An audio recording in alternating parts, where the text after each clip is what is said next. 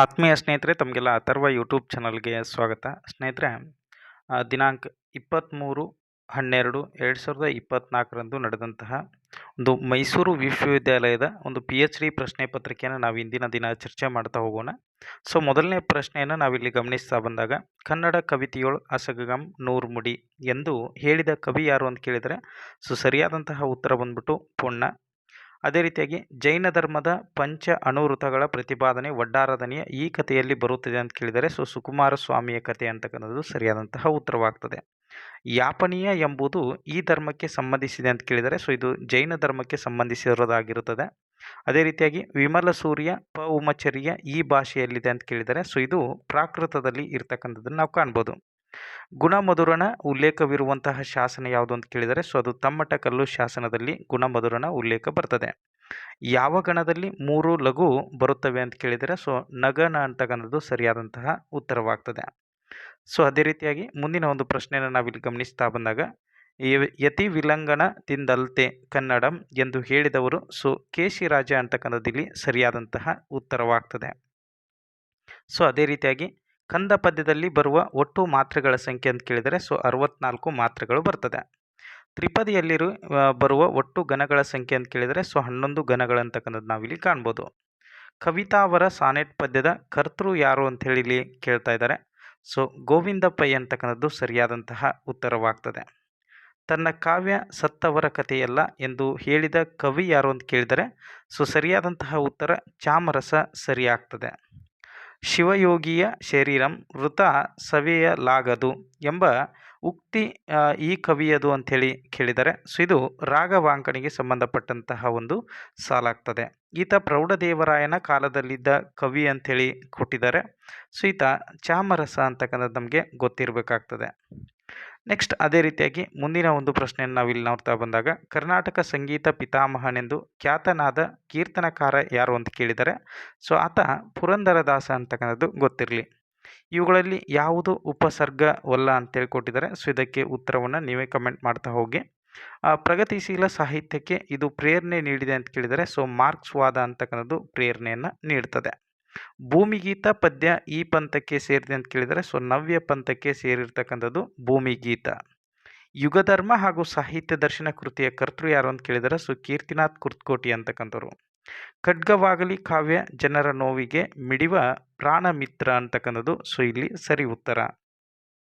ಗುಂಪಿಗೆ ಸೇರಿದ ಕೃತಿಯನ್ನು ಗುರುತಿಸಿ ಅಂತ ಕೇಳಿದರೆ, ಸೊ ಆನೆ ಬಂತು ಆನೆ ಅಂತಕ್ಕಂಥದ್ದು. ಇವು 3 ಏನಪ್ಪ ಅಂತಂದರೆ ಚಂದ್ರಶೇಖರ್ ಪಾಟೀಲ್ ಅವ್ರಿಗೆ ಸಂಬಂಧಪಟ್ಟಂಥವಾಗ್ತವೆ. ಸೊ ಹಾಗಾಗಿ ಇದು ಅವರಿಗೆ ಸಂಬಂಧಪಟ್ಟಿರ್ತಕ್ಕಂತಹ ಕೃತಿ ಆಗಿರುವುದಿಲ್ಲ. ನೆಕ್ಸ್ಟ್ ಅದೇ ರೀತಿಯಾಗಿ ಸೊ ಅರಿಕೇಸರಿಯ ವಂಶಾವಳಿ ಈ ಕೃತಿಯಲ್ಲಿ ಇದೆ ಅಂತ ಕೇಳಿದರೆ, ಸೊ ಪಂಪ ಭಾರತ ಅಂತಕ್ಕಂಥದ್ದು ಗೊತ್ತಿರಲಿ. ಶ್ರೀಪತಿಗೆ ಸೊಬಗನ್ ಉಡುಪತಿಗೆ ಶಾಂತಿಯನ್ನು ಎಂಬ ಪ್ರಾರ್ಥನಾ ಪದ್ಯವಿರುವಂತಹ ಕಾವ್ಯ ಅಂತ ಕೇಳಿದರೆ, ಸೊ ಹರಿಶ್ಚಂದ್ರ ಕಾವ್ಯದಲ್ಲಿ ಇದರ ಪ್ರಸ್ತಾಪ ಬರ್ತದೆ. ನೆಕ್ಸ್ಟು ಮಂಥರೆಯನ್ನು ಮಮತೆಯ ಸುಳಿ ಎಂದು ಕರೆದವರು ಸೊ ಕುವೆಂಪುರವರು ಆಗ್ತಾರೆ. ಸತ್ಯಹೀನನು ಬಡವರನ್ನು ಕಣ್ಣೆತ್ತಿ ನೋಡೆ ಎಂಬ ಉಕ್ತಿ ಇರುವ ಕಾವ್ಯ ಯಾವುದು ಅಂತ ಕೇಳಿದರೆ, ಸೊ ರಾಮದಾನ ಚರಿತ್ರೆ ಅಂತಕ್ಕಂಥದ್ದು.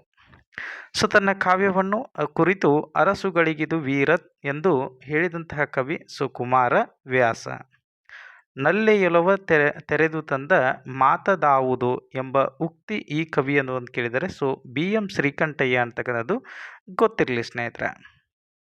ನೆಕ್ಸ್ಟ್ ಅದೇ ರೀತಿಯಾಗಿ ಮುಂದಿನ ಒಂದು ಪ್ರಶ್ನೆಯನ್ನು ನಾವಿಲ್ಲಿ ಗಮನಿಸ್ತಾ ಬಂದಾಗ, ಸೊ ಒಳಗೊಂದು ಬೇರೆ ಆಕಾರ ತಿಳ್ಕೋ ಚಮತ್ಕಾರ ಎಂಬ ಉಕ್ತಿ ಇರುವ ಪದ್ಯ ಅಂತ ಕೇಳಿದರೆ, ಸೊ ಗಿರಣಿ ಅಂತಕ್ಕಂಥದ್ದು ಗೊತ್ತಿರಲಿ. ಮನೆಯಿಂದ ಮನೆಗೆ ಕವನದ ಕರ್ತೃ ಯಾರು ಅಂತೇಳಿ ಕೇಳ್ತಾ ಇದ್ದಾರೆ. So KS Narasimhaswamy. ಗುಂಪಿಗೆ ಸೇರದ ಪದವನ್ನು ಗುರುತಿಸಿ ಅಂತ ಕೇಳಿದರೆ, ಸೊ ಅರುಣ ಅಂತಕ್ಕಂಥದ್ದು ಇಲ್ಲಿ ಗುಂಪಿಗೆ ಸೇರದೇ ಇರತಕ್ಕಂತಹ ಒಂದು ಪದವಾಗ್ತದೆ. ರೀತಿರಾತ್ಮ ಕಾವ್ಯಶ ಅಂತಕ್ಕಂಥದ್ದು ಸೊ ವಾಮನ ಈ ಒಂದು ಸ್ಟೇಟ್ಮೆಂಟನ್ನು ಕೊಟ್ಟಿದ್ದಾನೆ. ವೀರರಸದ ಸ್ಥಾಯಿ ಭಾವ ಸೊ ಉತ್ಸಾಹ ಅಂತಕ್ಕಂಥದ್ದು ಆಗ್ತದೆ. ವಿಮರ್ಶೆಯ ಪರಿಭಾಷೆ ಸೊ OL ನಾಗಭೂಷಣ ಸ್ವಾಮಿ. ನೆಕ್ಸ್ಟ್ ಅದೇ ರೀತಿಯಾಗಿ ಬಹುಜ್ಞತೆಯನ್ನು ಕಾವ್ಯಮೀಮಾಂಸೆಯಲ್ಲಿ ಹೀಗೆಂದು ಗುರುತಿಸಲಾಗಿದೆ ಅಂತ ಕೇಳಿದರೆ, ಸೊ ವ್ಯುತ್ಪತ್ತಿ ಅಂತೇಳಿ ಇದನ್ನು ನಾವು ಗುರುತಿಸ್ತೀವಿ. ಸರಿಯಾದ ಅಕಾರಾದಿ ಕ್ರಮವನ್ನು ಗುರುತಿಸಿ ಅಂತ ಕೇಳಿದರೆ, ಸೊ GS ಅಮೂರ್, ಕುವೆಂಪು, ಪಾಟೀಲ್ ಪುಟ್ಟಪ್ಪ, ಬೇಂದ್ರೆ ಅಂತಕ್ಕಂಥದ್ದು ಇಲ್ಲಿ ಸರಿಯಾಗ್ತದೆ. ನಂದೀಶೇನ ಮುನಿಯ ಪ್ರಸ್ತಾಪ ಇರುವಂತಹ ಶಾಸನ ಶ್ರವಣಬೆಳಗೊಳದ ಶಾಸನದಲ್ಲಿ ನಂದೀಶೇನ ಮುನಿಯ ಪ್ರಸ್ತಾಪ ಬರ್ತದೆ. ರಿಸರ್ಚ್ ಅಂತಂದರೆ ಸಂಶೋಧನೆ ಅಂತಕ್ಕಂಥದ್ದು ಗೊತ್ತಿರಲಿ. ಪದದ ಸರಿಯಾದ ರೂಪವನ್ನು ಗುರುತಿಸಿ ಅಂತೇಳಿ ಕೇಳಿದರೆ ಆನುಷಂಗಿಕ ಅಂತಕ್ಕಂಥದ್ದು ಇಲ್ಲಿ ಸರಿಯಾಗ್ತದೆ. ನೆಕ್ಸ್ಟ್ ಅದೇ ರೀತಿಯಾಗಿ ಮುಂದಿನ ಒಂದು ಪ್ರಶ್ನೆ, ಮಹಾಪ್ರಬಂಧದಲ್ಲಿ ವೃತ್ತಗಳ ವಿವರಗಳನ್ನು ಕೊಡುವ ಭಾಗ ಅಂತ ಕೇಳಿದರೆ ಅಡಿ ಟಿಪ್ಪಣಿ ಅಂತಕ್ಕಂಥದ್ದು ಇಲ್ಲಿ ಸರಿಯಾಗ್ತದೆ. ಸಂಶೋಧನೆ ಕೃತಿಯನ್ನು ಬರೆದಿರ್ತಕ್ಕಂಥವರು ಎಂ ಚಿದಾನಂದ ಮೂರ್ತಿ, ಇದು ಕೂಡ ಆಯ್ಕೆ ಒಂದು ಸರಿಯಾಗಿದೆ.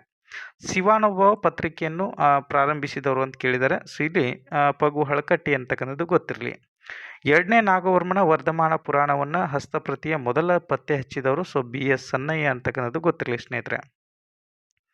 ಗುಣವರ್ಮನ ಜಾಣ್ನುಡಿ ಪಂಪನಿಂಪು ಪೊನ್ನನ ಬಗೆ, ನಾಗವರ್ಮನ ಬಹುಜ್ಞತೆ, ರನ್ನನ ಕಾಂತಿ, ತನಗೆ ಅನುಕೂಲವಾಗಲಿ ಎಂದು ಸ್ಮರಿಸಿದ ಕವಿ ಜನ್ನನಾಗ್ತಾನೆ. ನಿಜವಾದ ಸಂಶೋಧನೆ ವಸ್ತುನಿಷ್ಠವಾಗಿರಬೇಕು ಅಂತಕ್ಕಂಥದ್ದು ಗೊತ್ತಿರಲಿ ಸ್ನೇಹಿತರೆ. ನೆಕ್ಸ್ಟ್ ಅದೇ ರೀತಿಯಾಗಿ ಮುಂದಿನ ಒಂದು ಪ್ರಶ್ನೆಯನ್ನು ಗಮನಿಸ್ತಾ ಬನ್ನಿ. ಹೊನ್ನಮ್ಮನ ಕಿವಿ ಮಾತಿಗೆ ಒಂದು ಪ್ರತಿಕ್ರಿಯೆ ಲೇಖನದಲ್ಲಿ ವ್ಯಕ್ತವಾಗುವುದು ಅಂತ ಹೇಳಿ ಕೇಳಿದರೆ ಇದು ಸ್ತ್ರೀವಾದಿ ಚಿಂತನೆ ವ್ಯಕ್ತವಾಗ್ತದೆ. ಯಾರ ಜಪ್ತಿಗೂ ಸಿಗದ ನವಿಲುಗಳು ಇದು ದೇವನೂರು ಮಹದೇವರ ಕೃತಿಯಾಗಿದೆ. ವಿಮರ್ಶೆಯ ಪೂರ್ವ ಪಶ್ಚಿಮ ಕೃತಿಯನ್ನು ಬರೆದಿರ್ತಕ್ಕಂಥವ್ರು GS ಶಿವರುದ್ರಪ್ಪ. ಆಲೋಕ ಅಂತಕ್ಕಂಥದ್ದು ಇದು HS ಬಿಳಿಗಿರಿಯವರ ಕೃತಿಯಾಗ್ತದೆ. ಮಹೋನ್ನತಿ ಅಂತಕ್ಕಂಥದ್ದು ಇದು ಲಾಂಜಿನೆಸನ ಕೃತಿಯಾಗಿದೆ, ನೆನಪಿರಲಿ. ಪರಂಪರೆ ಮತ್ತು ವ್ಯಕ್ತಿ ಪ್ರತಿಭೆ ಕುರಿತು ಪ್ರತಿಪಾದಿಸಿದವರು TS ಏಲಿಯಟ್ ಅಂತಕ್ಕಂಥವ್ರು. ಮಾನಸಿಕ ದೂರ ಸಿದ್ಧಾಂತದ ಪ್ರತಿಪಾದಕ ಎಡ್ವರ್ಡ್ ಬುಲ್ಲೋ ಅಂತಕ್ಕಂಥವ್ರು. ಇದಿಷ್ಟು 50 ಪ್ರಶ್ನೆಗಳು ಏನಿದಾವಲ್ಲ ಇವು ಮೈಸೂರು ವಿಶ್ವವಿದ್ಯಾಲಯ ನಡೆಸಿರ್ತಕ್ಕಂತಹ PhD ಎಂಟ್ರೆನ್ಸ್ ಪರೀಕ್ಷೆಯ ಒಂದು ಪ್ರಶ್ನೆ ಪತ್ರಿಕೆ ಇದಾಗ್ತದೆ. ಹಾಗಾಗಿ ಎಲ್ರಿಗೂ ಕೂಡ ಧನ್ಯವಾದಗಳು ಸ್ನೇಹಿತರೆ.